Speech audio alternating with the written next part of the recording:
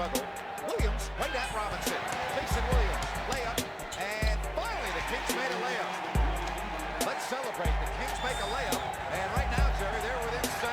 8 to shoot. Weber, 4 of 21 gets Rogers to lead his feet. Best move of the game for Chris Weber. Maybe that gets him going. Tough shot. I'm a little surprised Scott Skiles hasn't gone back to Chris Robinson. He hasn't been in a while. Weber, and Chris Weber makes it 63-61. Well, big hoop for the Kings. I just cannot believe Chris Robinson is not in the game. We are tied at 68. Pages Stojakovic from downtown. Pages Stojakovic, give him the ball, give him some room. Jackson. Bobby Johnson says, take that, Jason Kidd. Kings by 4.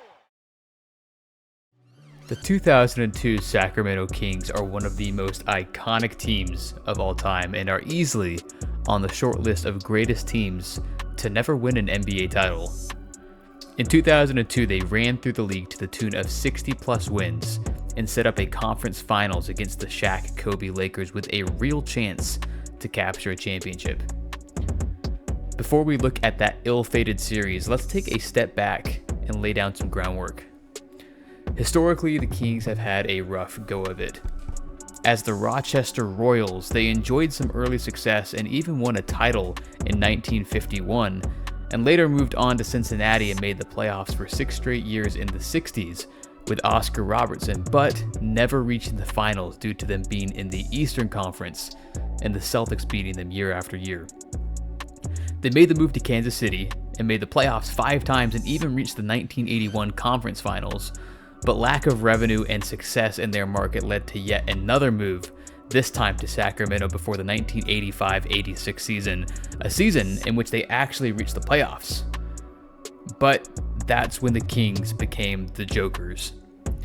Until the 1995 season, they would never win more than 29 games, and from 1986 to 1994, they posted a record of 210 and 440, good for a winning percentage of just .323.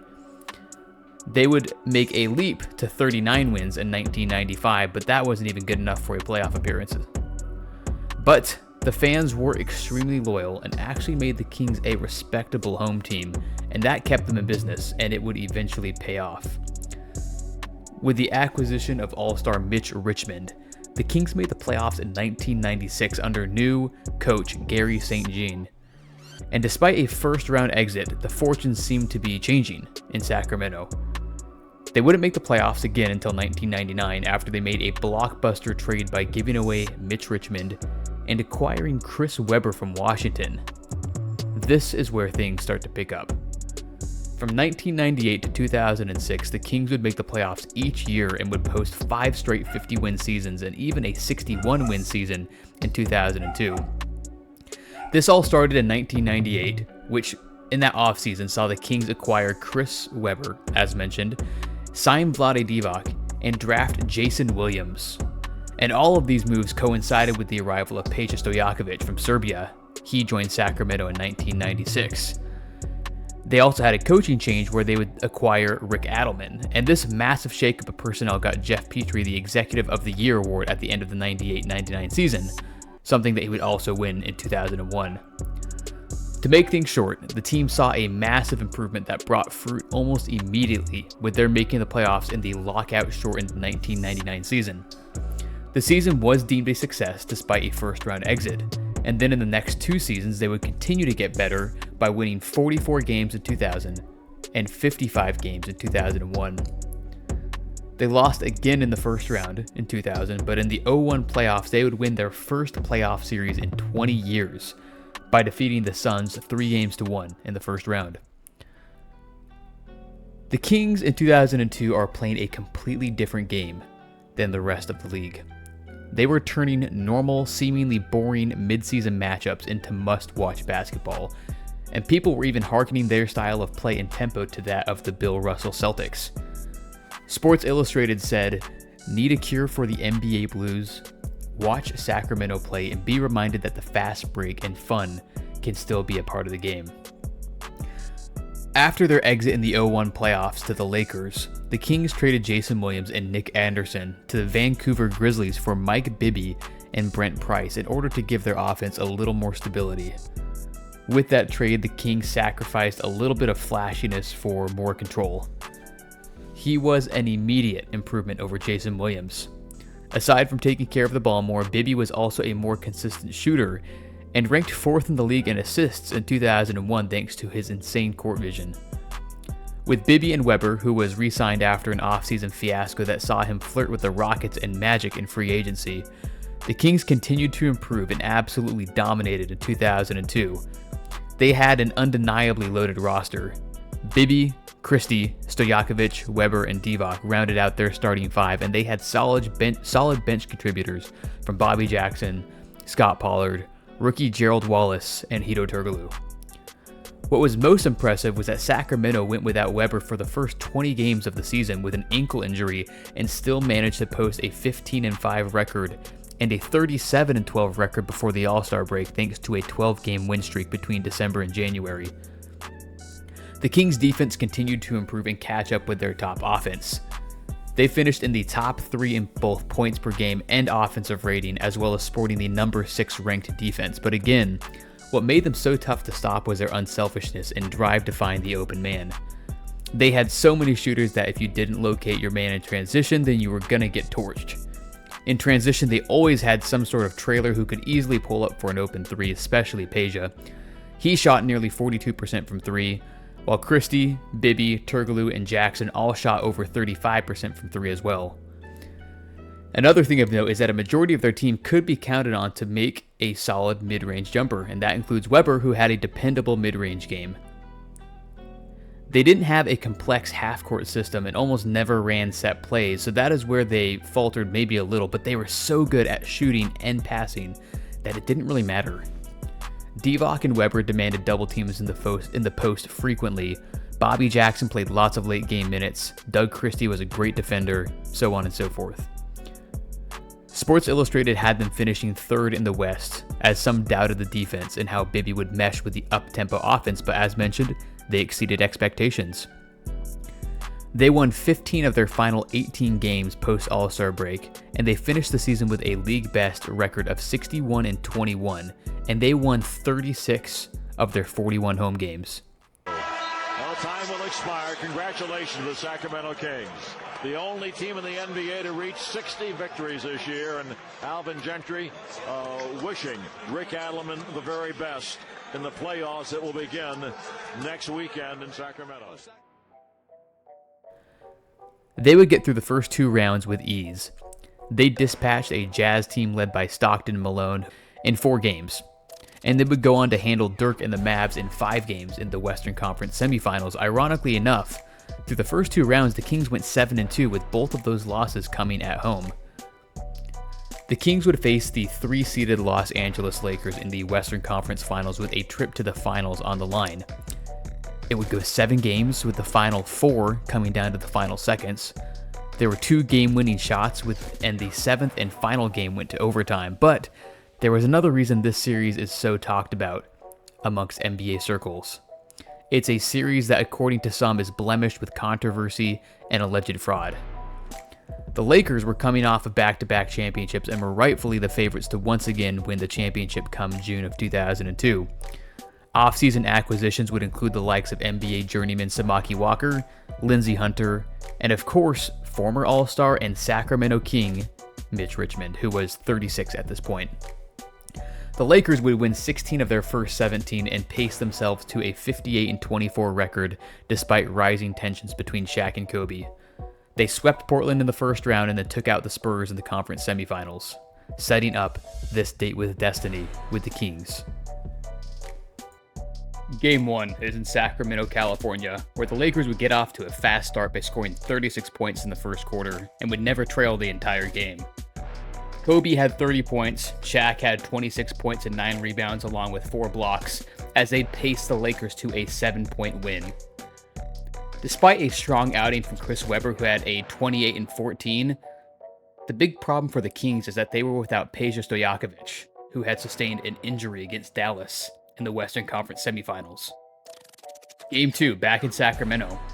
After an even first quarter, the Kings would pull ahead and especially took control of the game in the late third quarter, early fourth, leading by as many as 15 points.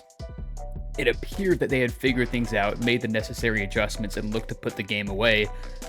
But the Lakers made a late charge due to some pretty poor crunch time free throw shooting from the Kings. LA would cut it to 3, but the Kings took their best punch. And to be honest, if it weren't for Bibby's heads-up smart basketball play, then the Kings could have very well blown this game as well. Shaq played phenomenally, going for 35 and 13, but struggled with foul trouble. And Kobe shot poorly himself, just 9 for 21. Kobe was actually playing through food poisoning, something that he got at the hotel the night prior that had him curling up on the floor, sick. He would later claim that it was one of the hardest things he ever had to do. Of course, knowing Kobe, nasty food poisoning didn't stop him from showing up to the Arco Arena. He received intravenous fluids hours before the vital playoff game. Either way, respect to Kobe for going out and playing. Game 3 takes us to the Staples Center. Kobe missed practice preceding the game due to his sickness from that nasty predicament back in Sacramento, but still managed to play. Another important thing to remember before jumping into what happened is that Peja, again, is still out with that sprained ankle that he had suffered against the Mavs. The Kings come blistering out of the gates for a 32-15 first quarter lead in which they shot nearly 54% from the field, while the Lakers shot a terrible 27%. Kobe went 1 for 6 from the field and Shaq 1 for 4. The lead ballooned to as many as 27 points, and despite a 38-point LA fourth quarter, the Kings still won by 13 points. Notable performances coming from Chris Webber, who went for 26 and 9 on 57% shooting, Mike Bibby going for 24, and Doug Christie filling the stat sheet with a 17, 12, and 6, which sets us up for an unforgettable Game 4. Game 4 starts off very similarly to that of Game 3. The Kings caught fire once again in the first half, more specifically the first quarter. 40 of their 65 first half points came from that opening period in which Sacramento shot 71% from the field, and LA once again only 30% field goal percentage in that frame. Laker fans were feeling deja vu at this point. Absolute silence in the Staples Center. Grant Napier, play-by-play commentator for the Kings at the time, recalled, quote, "I remember calling it on the radio. I actually said, this is like the Los Angeles Public Library. That's how quiet it was in there." The first of many questionable calls came at the end of the first half, in which Samaki Walker heaved in a three-point shot as time expired. Replays showed that he didn't get the shot off in time, but it counted and shaved the Kings' lead down to a more manageable 14 points. Why is this a big deal? Well, multiple beat writers, players, and coaches on both sides of the floor point to it as the key momentum shifter in this Game 4.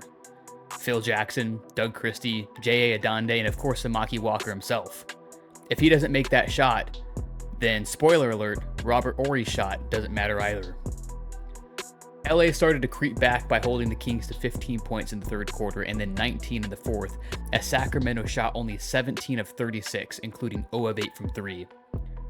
Big contributions came from Shaq, who overcame a 9 for 22 shooting performance, and Kobe, who both combined for 52 points.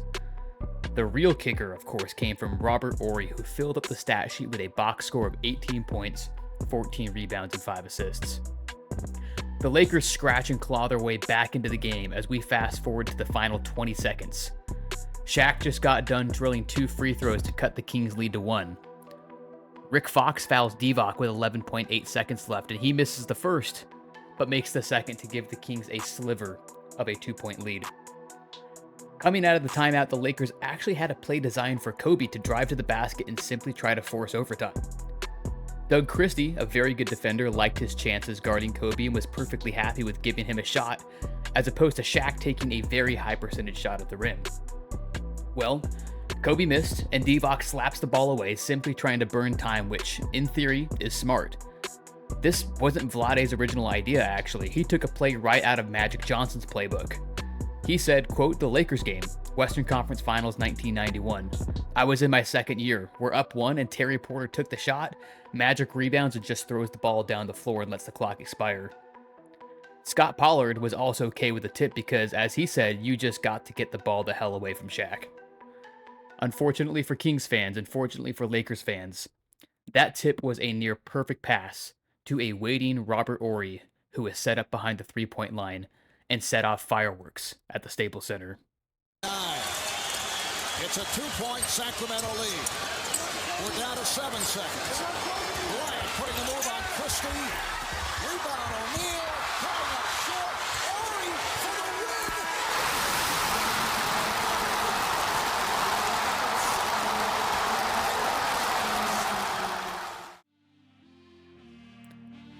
5 feet to the left or to the right, and a King player probably nabs the ball or he doesn't get the shot off in time. Instead, he drills it. Nothing but twine. Doug Christie said we could give Vlade 100 passes, and he couldn't make that pass if he tried. Lakers 100, Kings 99. Game 5 is back in Sacramento. Now tied at 2 games apiece, you'd think after the gut punch that was Game 4, it'd be easy for the Kings to just roll over and die, right? Well, think again. Game 6 is the game of the series that usually receives the most notoriety in terms of controversial officiating, but Game 5, in retrospect, also had some pretty shady moments itself. This is a game that was an instant classic that followed the instant classic of Game 4, and just like that game, it also ended in a game-winning shot, this time at the hands of Mike Bibby. Before we tackle the game-winning shot, let's take a look again at the overall performance of the teams and individuals. Kobe turned in 30 points, albeit on 38% shooting. Shaq scored only 2 less points, but on 11 less shots and 77% shooting. However, the problem is that Shaq fouled out and only logged 32 minutes of game time. Horry and Fisher combined to shoot 3 of 14, and the LA bench only shot 1 of 8, good for 5 total bench points. The Kings got an even scoring output from their starters, with Weber logging 29 and 13, Bibby with 23, followed by Turkoglu and Divac with 13 apiece. The game was really decided in the second quarter, in which the Kings outscored the Lakers by 11, despite the Lakers outscoring Sacramento by 12 in the first and third quarters. A lot of the controversy of this game comes from the fact that Shaq picked up a couple of pretty silly fouls and eventually fouled out, as mentioned, while his daunting assigned defender Vlade Divac only had 2 fouls himself in the fourth quarter.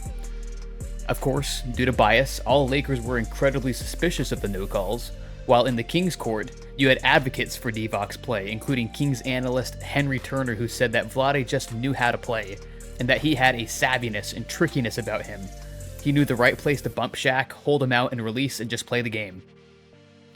Another controversial call came towards the end of the game when the Kings were awarded the ball after Horry supposedly touched the ball last before it went out of bounds, despite replays suggesting that Chris Webber was the last one to touch it. All of this unfolded right in front of the Laker bench, so you can expect disgust from the staff and bench. 91-90, Laker lead, Kings ball. To Bibby has the open shot. A play was drawn up in which Chris Webber would receive the inbound pass from Bibby and then pass it back for the go-ahead basket. Doug Christie lauded the play call from Rick Adelman, who said that if Webber gets the ball, then the Lakers think he's going to shoot it, therefore causing Bibby's defender to loosen up a bit. And he did.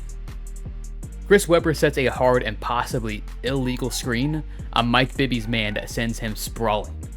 Mike in turn nails the go-ahead basket with 8 seconds left on the clock, 92-91 Sacramento. Various Kings sources since spoke very highly of Bibby and of his ability to deliver, and in this moment knock down debatably the biggest shot in Kings history. Despite Shaq riding the pine after 6 fouls, the Lakers still had Kobe. Instead of heroics, he missed the final shot that gives Game 5 to the Kings. In a tight, physical, hotly contested series such as the one in question, you're going to miss some calls here and there. It'll happen no matter what. Some teams benefit, some don't, and that's just how it falls. But in Game 6, we will truly see how this law comes under fire with some really questionable and blatantly missed calls. At the end of the day, credit was given to Bibby for making the biggest shot of the series up to that point outside of Robert Horry. Even Phil Jackson gave his respects by saying, "The shot was big, and it possibly saved their series." Kings lead 3-2, heading back to Staples Center for Game 6. It's 2:30 a.m., the morning of the game, and Shaq is dead asleep at his house. But the phone rings. It's Kobe Bryant. Shaq later recounts that Kobe tells him, "Big fella, I need you tomorrow. Let's make history." And history would indeed happen in Game 6. This is it. The big Smack Daddy, the mother of all controversial games, one that will live on in Sacramento lore, even NBA lore, as being one of the dreariest and most unforgettable nights in franchise and NBA history.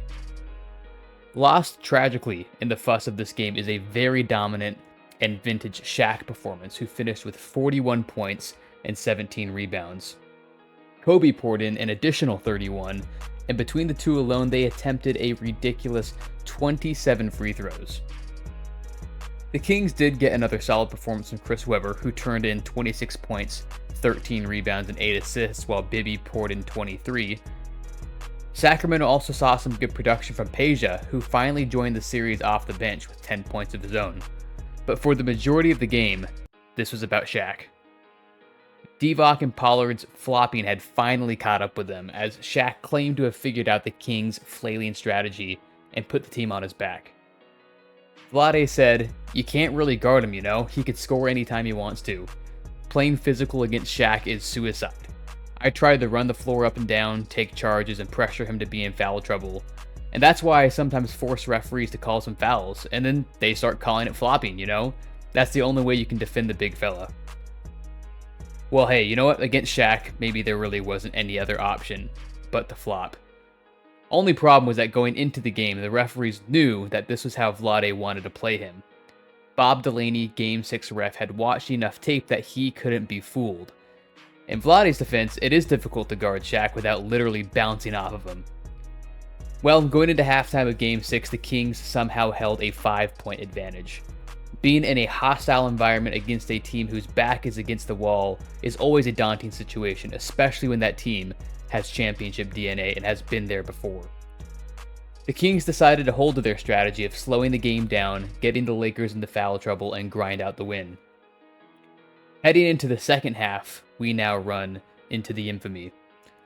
With Shaq's mentioned aggression running at an all-time high, both Divac and Scott Pollard fouled out of the game.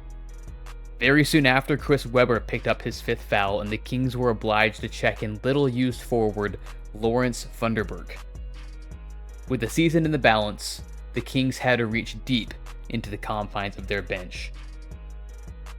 The Lakers shot 40 free throws in all, and 27 of those were in the fourth quarter alone. Yeah, that's right, 27 free throws in the fourth quarter. That is more than Sacramento in the entire game.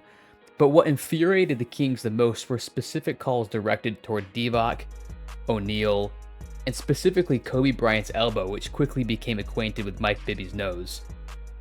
The beginning of the avalanche came when Vlade was whistled for his 6th foul.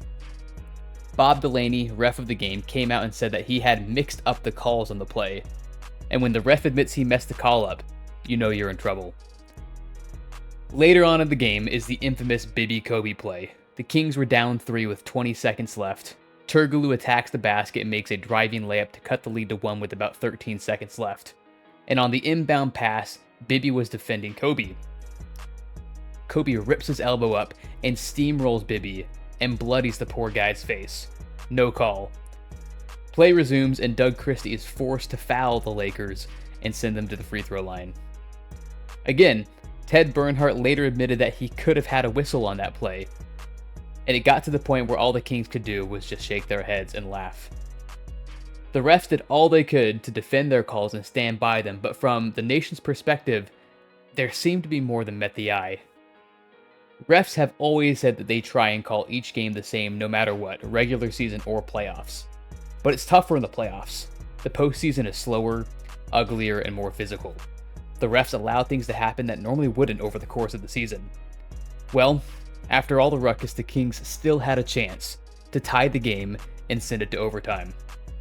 Bibby misfired on a 3 with little over 4 seconds left that would have tied the game at 105. The Lakers got the rebound, split a pair of free throws, and after that the game was over. Mike Wilbon said after Game 6, quote, I think the officials are the most unfairly criticized people in all of sports.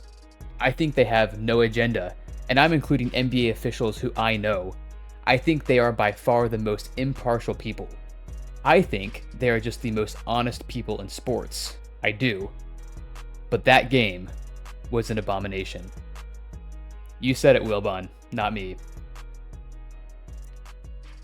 Even after all of it, we still have a Game 7. Two of the most important words in sports. Going into this final match, history favored the Kings. No road team had won the 7th game of a conference finals at that point since Philadelphia shocked Boston at the Boston Garden all the way back in 1982. It's only happened 9 times in total, in fact. Baltimore at New York in 1971, New York at Boston in 1973, Phoenix at Golden State 1976, the Philly-Boston in 82 as mentioned, Detroit at Miami in 2005, Cleveland at Boston, and Golden State at Houston both in 2018, and of course Boston at Miami in 2022, and then Miami at Boston in 2023. But there was something different. There was an ominous sense of gloom. It was different even after losing Game 1 at home, and even after the Ori game winner. It was the sense of, oh man, this has really slipped away. For the game in the locker room, many Kings players were still whining about Game 6 and how it ended, lamenting their opportunity to close it out. They were still consumed by it. Even then, work remained ahead. The team had coordinated a whiteout for the game with all the fans donning matching shirts and towels, and they were cheering loud. This was a special chance for the Sacramento faithful. The Kings had never made it this deep before, and this was a chance to compete in the NBA Finals. But with the stakes so large, it appeared that the moment was just a little too big for them. The Lakers, on the other hand, as noted, had been there and done that, coming off of back-to-back championships. This was nothing for them. As the game progressed, it was clear that the situation was intimidating for Sacramento. Despite being ahead at halftime, opportunities were missed to create a sizable lead. The game was heading towards the end of regulation, and the two teams were basically even. What's a playoff atmosphere like in Game 7 of the Western Conference Finals, you ask? Doug Christie said, "Toward the end of the game in regulation, I thought the roof was going to come down. It was just shaking. They were shaking cowbells, but you can't even hear cowbells. The people were just going nuts. The floor is shaking, and I just go up to one of the refs, and I say, is this just the most incredible thing?" In the final seconds, the Kings got the ball to Peja Stojakovic, who fired off a 3 that could have sent the Kings to the finals, but it found air. Overtime. Shortly into the extra period, Doug Christie caught all air, and those 2 bad shots ended up being the defining plays of the game. Sacramento had done themselves in. Here are the 2 stats that tell it all. Sacramento shot 53% from the free throw line and 10% from 3. No stats tell the fact that the moment was too big for them better than those 2.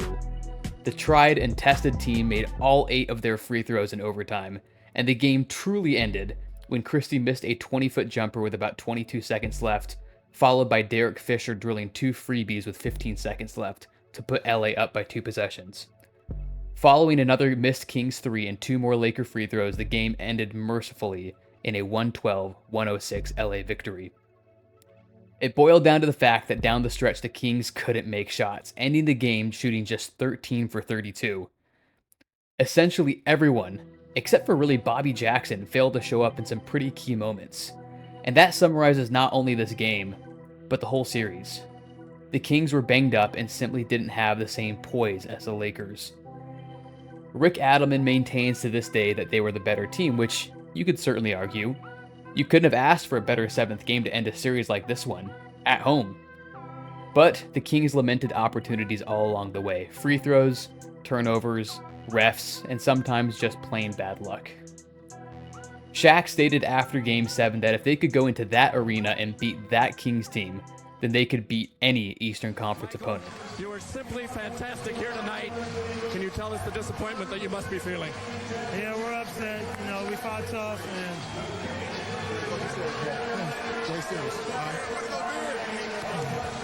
the disappointment that you must be feeling, Michael. upset, you know what I mean? hopefully it'll be many years to come of this, and you know we still did a good job. You know, that's all you can really ask. Kobe, you grew up with this young man right here. You came in this league together. Philadelphia high schools. What exactly do you feel toward Michael Bibby right now after the performance he just gave? I have so much respect for him. You know, he's not afraid to take the big shot, and you know, he's been stepping up for them all season long. You know, and it's been a fun battle. Waiting on the other side was the New Jersey Nets or the Boston Celtics. Kind of a big step down from the Kings. By the time the Lakers had beat the Kings in Game 7, the Eastern Finals had actually already been decided as New Jersey beat Boston in 6 games just a couple days prior. Maybe the Nets could provide some sort of challenge? Well, think again. The Lakers would go on to sweep the lowly Nets, averaging over 100 points per game, and Shaq was once again your Finals MVP, finishing with 36 points, 12 rebounds on 59.5% shooting from the field, while Kobe also nearly averaged 27 points per game and shot over 50% from the field himself and 54% from 3. In the Nets' defense, 3 of the 4 games were within 6 points, but they just couldn't close games, and I have every ounce of confidence that the Kings could have defeated those Nets.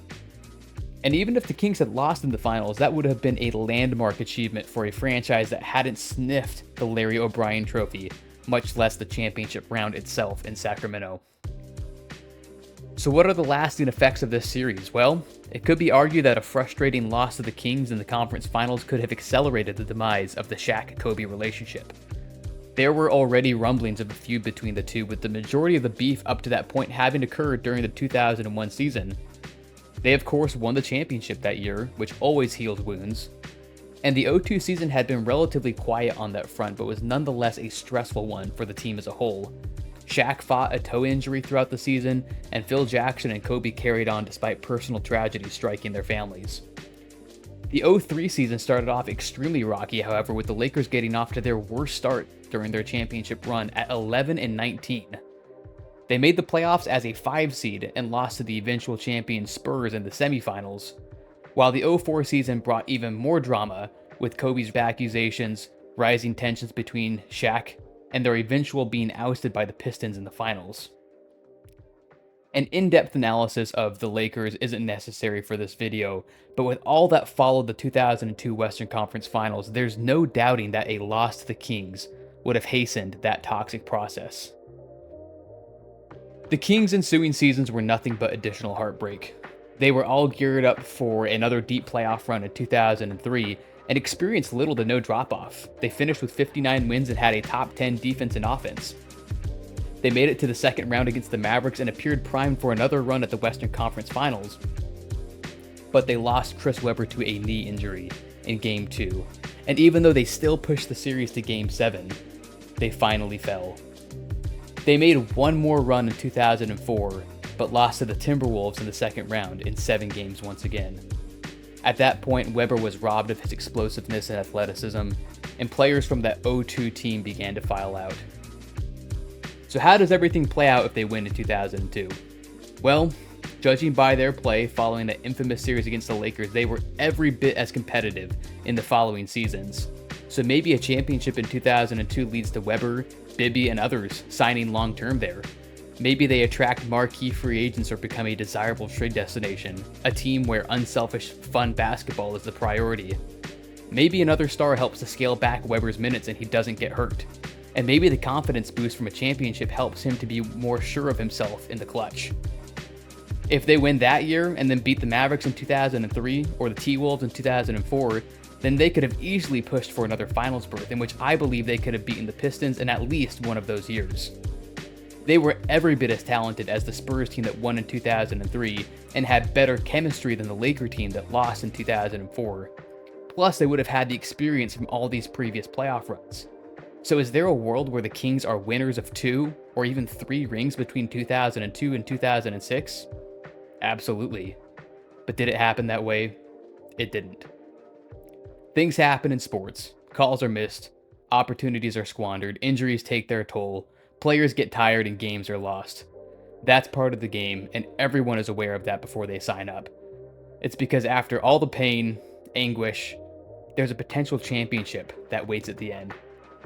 Even knowing that, do those Kings, would they have signed up for the ride if they knew what had awaited them from May 18th to June 2nd of 2002 in the Western Conference Finals against those LA Lakers? You know what? Maybe they do it all again, and maybe they give it one more shot.